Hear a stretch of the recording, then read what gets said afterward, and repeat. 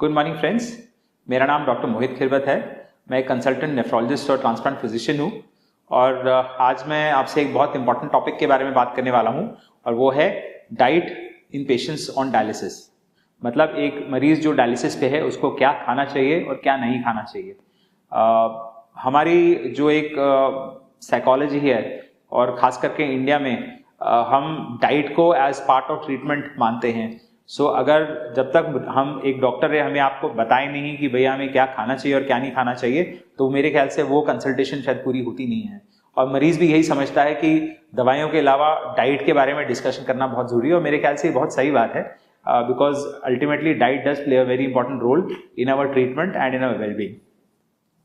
सो क्या ऐसी चीजें हैं जो एक डायलिसिस पेशेंट को खानी चाहिए या नहीं खानी चाहिए।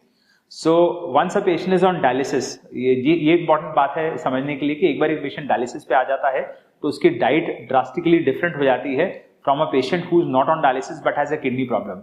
यूजुअली हम किडनी प्रॉब्लम में थोड़ा सा प्रोटीन रिस्ट्रिक्शन करते हैं, जैसे माइल्ड प्रोटीन रिस्ट्रिक्शन, बहुत ज्यादा नहीं, माइल्ड प्रोटीन रिस्ट्रिक्शन करीब 20% लेस देन नॉर्मल करते हैं। बट जब एक पेशेंट डायलिसिस पे आ जाता है, चाहे हीमोडायलिसिस या पेट्रोनल डायलिसिस, उसको बोला जाता है कि एक हाई प्रोटीन डाइट लीजिए। अब हाई प्रोटीन डाइट लेने का क्या कारण है? हाई प्रोटीन डाइट इसलिए एडवाइस की जाती है कि जो उसका मसल या वेट लॉस या जनरलाइज वीकनेस उसको डेवलप हुई है during the chronic kidney disease treatment या as chronic kidney disease progresses, उस कमजोरी को से रिकवर करने के लिए पेशेंट को एक हाई प्रोटीन डाइट पर डाला जाता है।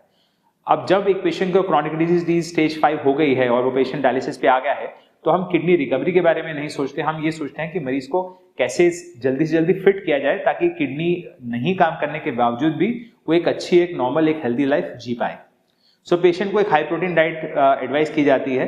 अगर एक नॉर्मल इंसान 1 ग्राम पर केजी बॉडी वेट प्रोटीन लेता है, तो एक हीमोडायलिसिस पेशेंट को 1.2 ग्राम पर KG body weight protein advice किया जाता है और एक पेट्रोनल डायलिसिस पेशेंट को 1.4 ग्राम पर KG body weight protein advice किया जाता है। इंपॉर्टेंट ये है कि ये प्रोटीन अच्छी क्वालिटी का प्रोटीन होना चाहिए, not a low quality protein. For example egg white is a good high quality protein. काफी सप्लीमेंट्स आते हैं, प्रोटीन वाले सप्लीमेंट जो खास करके डायलिसिस पेशेंट के लिए बनाए जाते हैं, वो भी हम पेशेंट्स को एडवाइस कर देते हैं to increase the protein intake in their diet. Dals हम पेशेंट को बोलते हैं दोनों टाइम लें, कोई भी दाल ले सकते हैं, morning as well as evening. They should take it both times in a day. They can have paneer, they can have soya, they can have egg white. अगर वो नॉन वेजिटेरियन है तो चिकन या फिश ले सकते हैं। So protein becomes an important component in patients who are on dialysis. Other than that, सब्जियां तकरीबन वो सारी ले सकते हैं डायलिसिस पे। सिर्फ जो ग्रीन लीफी वेजिटेबल्स हैं वो उनको 10-15 मिनट गर्म पानी में डाल के रखा जाता है, उसके बाद उस पानी को फेंक देते हैं, फिर उस सब्जियों को हम नॉर्मली कुक कर सकते हैं। So green leafy vegetables can also be taken but provided they have been leached in hot water for 10 to 15 minutes. I would not advice कि आप ग्रीन लीफी वेजिटेबल जैसे पालक हो गई आप या मेथी हो गई रोज खाएं, बट अगर मन करे तो खा सकते हैं, प्रोवाइडेड आपने इसको गर्म पानी में लीच किया है। जो नॉन ग्रीन लीफी वेजिटेबल्स हैं जैसे कॉलीफ्लावर हो गया, भिंडी हो गया या एनी अदर वेजिटेबल्स हो गए, ये सारी वेजिटेबल्स डायलिसिस पेशेंट बड़े आराम से खा सकते हैं, इसमें कोई दिक्कत वाली बात नहीं है। रही बात फ्रूट्स की, फ्रूट्स में एक डायलिसिस पेशेंट पपीता, सेब, अमरूद, नाशपाती ये सब फल ले सकता है।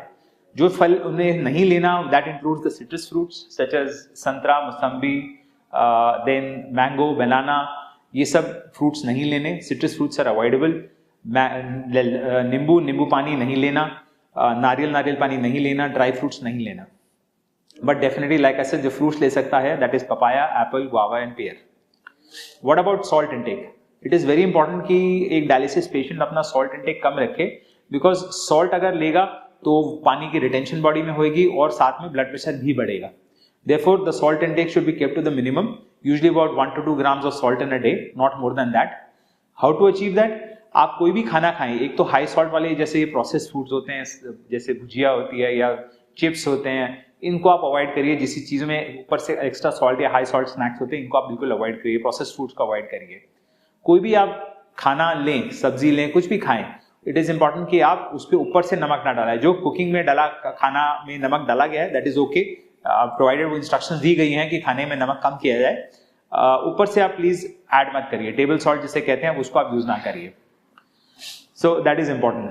A word about potassium. Potassium हमारे डायलिसिस मरीजों में भी लाइफ थ्रेटनिंग। सो पोटाशियम लेवल्स को बढ़ने के लिए, अवॉइड करने के लिए हम क्या कर सकते हैं, जैसे मैंने आपको बताया सिट्रस फ्रूट्स अवॉइड करना है, कच्चे टमाटर अवॉइड करने हैं, नींबू पानी अवॉइड करना है, नारियल पानी अवॉइड करना है, ड्राई फ्रूट्स अवॉइड करना है. So these are things we need to avoid. Basically जो भी हाई पोटाशियम फूड्स हैं, अगर आप गूगल भी करेंगे तो एक लिस्ट आपके पास आ जाएंगी हाई पोटाशियम फूड्स, वो आपने अवॉइड करना है. ग्रीन लीफी वेजिटेबल्स अगर आप गर्म पानी में लीच नहीं करेंगे तो उसमें भी पोटाशियम ज्यादा होता है. So these things are to be avoided अगर आप डायलिसिस पे हैं. Important for me to tell you कि अगर हम डाइट को अच्छे से फॉलो करें, एक डायलिसिस का एक मंत्र है, अगर आप अच्छे से खाओगे और प्रॉपरली अपना डायलिसिस कराओगे तो एक अच्छी लाइफ आप फिर भी डायलिसिस में जी सकते हो. It is not the end of life, you must remember that. Provided you eat well and you don't skip your dialysis sessions, you can lead a good and healthy life even on dialysis. Thank you so much.